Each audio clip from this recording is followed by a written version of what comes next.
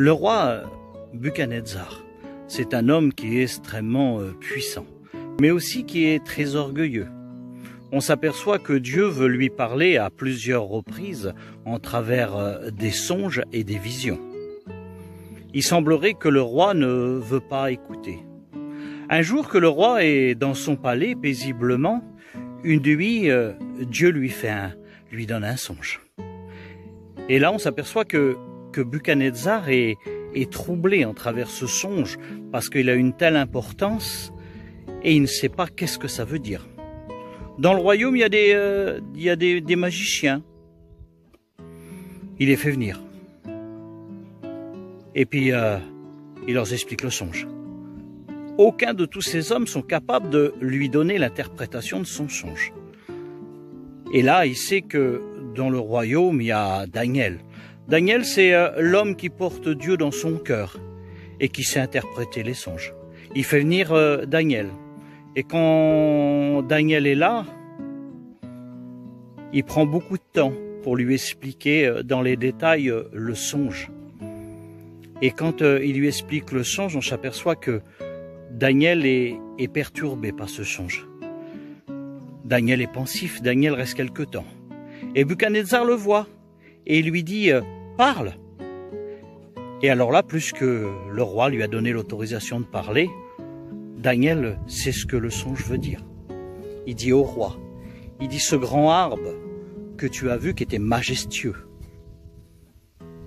qui touchait le ciel. Il avait une telle largeur que tout le monde puisse le voir. Il avait porté des fruits, il y avait des oiseaux qui étaient à l'intérieur.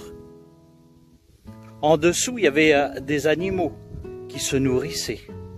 Et tu t'apercevais qu'en travers cet arbre, tous les gens pouvaient se nourrir. Et toi, tu étais là en train de le contempler, et à un certain moment, tu as vu un saint qui a descendu du ciel. Et quand il a descendu, il a donné une ordre. Il a dit, abattez cet arbre, coupez les branches. Et à ce moment-là, tu vois qu'il coupe les branches. Tous les oiseaux sont fruits. Il n'y a plus de fruits.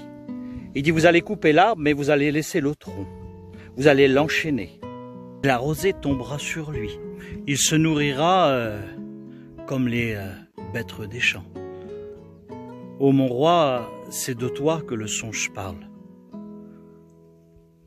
Tu perdras ton royaume. Tu seras arraché des hommes. Ton cœur d'homme sera retiré. On te mettra un cœur d'animaux. Et pendant un temps, tu mangeras de l'herbe, comme les animaux. À seule fin que tu réalises que c'est l'Éternel, ton Dieu, qui donne ta puissance et ton règne. Et tu retrouveras ton royaume le jour où tu auras décidé de ôter le péché de ta maison.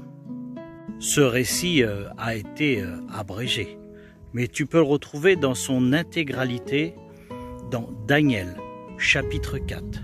Et en travers ça, je te dis bonne lecture.